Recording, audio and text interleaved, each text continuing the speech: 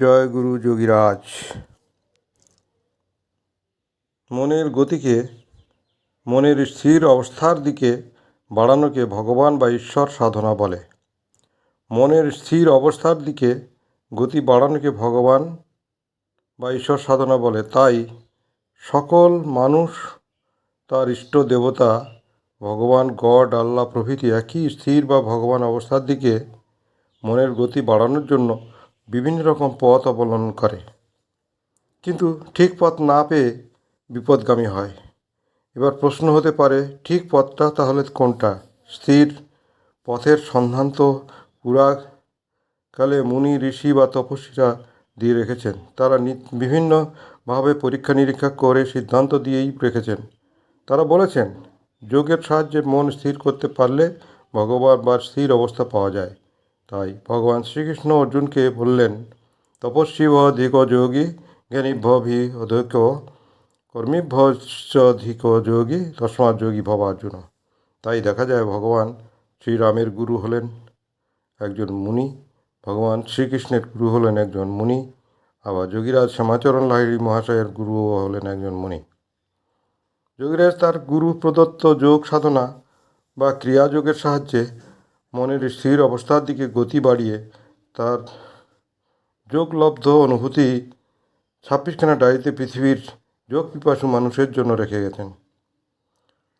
এখনকার কিছু মানুষের একটা ভুল ধারণা আছে, কলিযুগে যোগ কর্ম করা যায় না।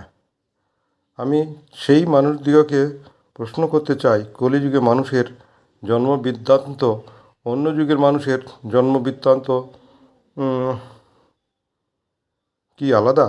কলিযুগের ভগবান আর অন্য যুগের ভগবান কি আলাদা? কলিযুগের পৃথিবী আর অন্য যুগের পৃথিবী কি আলাদা? যদি আলাদা হয় তবেই আলাদা সাধন পদ্ধতি ভাবা যেতে পারে, কিন্তু সেটা হওয়ার নয়, হতেই পারে না। পুরাকালে মানুষ যেভাবে জন্মাতো এখনও সেইভাবেই জন্মায়। পুরাকালে ভগবান, গড, আল্লাহ বা অন্য যেমন ছিল এখনও একই অবস্থায় আছে ও থাকবে। পৃথিবীটা সেই একই অবস্থায় আছে, তবে পরিবর্তন কি হলো? পরিবর্তন হলো একটা, সেটা হচ্ছে মনের পরিবর্তন। পুরাকালে মানুষের মন ছিল এখনের মানুষের তুলনায় অনেক স্থির। তাই তো তারা স্থিরকে নিয়ে ভাবার সময় পেয়েছে। সময় বের করে পরীক্ষা নিরীক্ষা করে সিদ্ধান্ত সমস্ত শাস্ত্রগ্রন্থে লিখে রেখেছেন। তারা আমাদেরকে কত ভালোবাসেন, কিন্তু আমরা ভগবান শ্রীকৃষ্ণের উপদেশ ও মান্য করি না।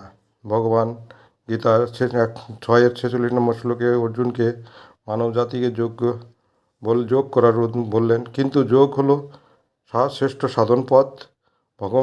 ভগবানের দেওয়া উপদেশ না মেনে অন্যভাবে, যেমন ডাকা, মাইক বাজিয়ে ডাকা, গান করে ডাকা, তিলক মালা ধারণ, তীর্থভ্রমণ ইত্যাদি বাহ্যিক সাধন পদ্ধতি আছে, সেগুলো করেও ভগবানকে পাওয়ার পরিশ্রম করি। সিদ্ধান্ত আমরা মানি না। যুক্তিযুক্ত করে ভগবানের কথা মতো সাধন করব না, আবেগের বশে